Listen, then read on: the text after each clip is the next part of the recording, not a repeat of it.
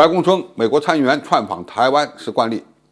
大陆无法容忍，东部战区点名亮剑。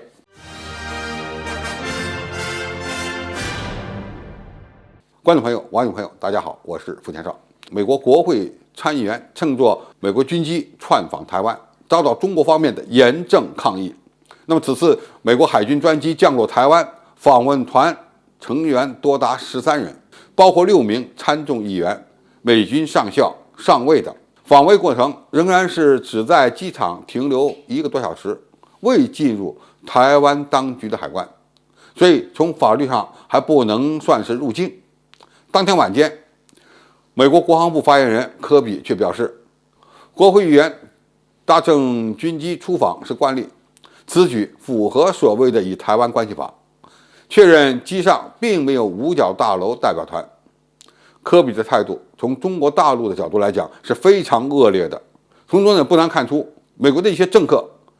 甚至是军方人士多年来在台湾问题上一直在打擦边球，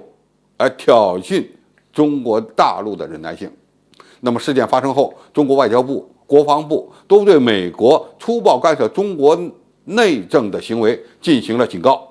而东部战区发言人施毅则表示，东部战区当天组织兵力在台湾方向进行联合战备警巡，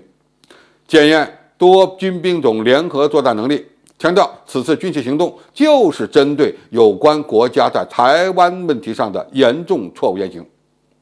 东部战区的警告可以说是直指美国，说明美国的挑衅正让中国大陆无法容忍，而玩火者很可能会引火烧身。可能有人会觉得奇怪，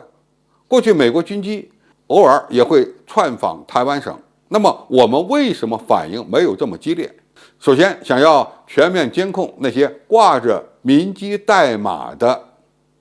美国军机窜访台湾，是一个相对较为困难的事情。其次呢，美国派出的军机往往都是那些旅客机、商务机、公务机，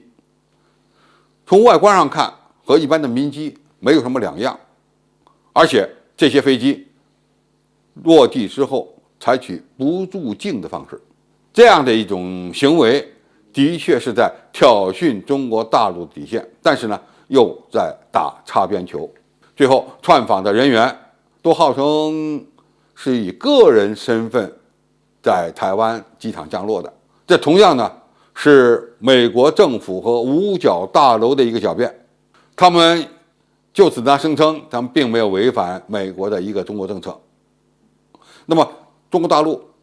以及中国人解放军应该怎么样应对这样的事件？首先还是要加大对台湾的军事斗争准备工作，每遇到一次挑战就要把板子打在台湾地区当局身上。这次东部战区的演训活动可能就是这个思路。美国想玩切香肠，那么我们就在军事层面增大压力，看谁最后扛不住。其次，我们还要为全面监控美国军机的窜访做好相应的技术准备，包括对台湾岛周边国家机场的监控能力要加强，对美国参议院的行动情报收集等工作呢也要加强。等我们想动手时，就可以实施及时的拦截行动。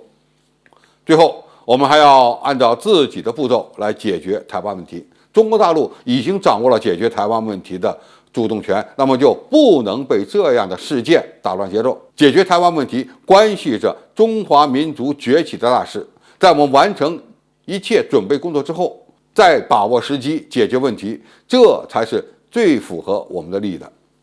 台湾问题的解决关键看中美实力的较量。现在从战略角度看，中国只要保持发展速度就能超越美国，反而是美国很被动很着急。那么每次出现这样的挑衅性的事件，大陆的网民呢就是一片喊打喊杀，这样的心情我们完全可以理解。但是我们也要相信政府，相信解放军，并非只有网民爱国，完成祖国的统一大业，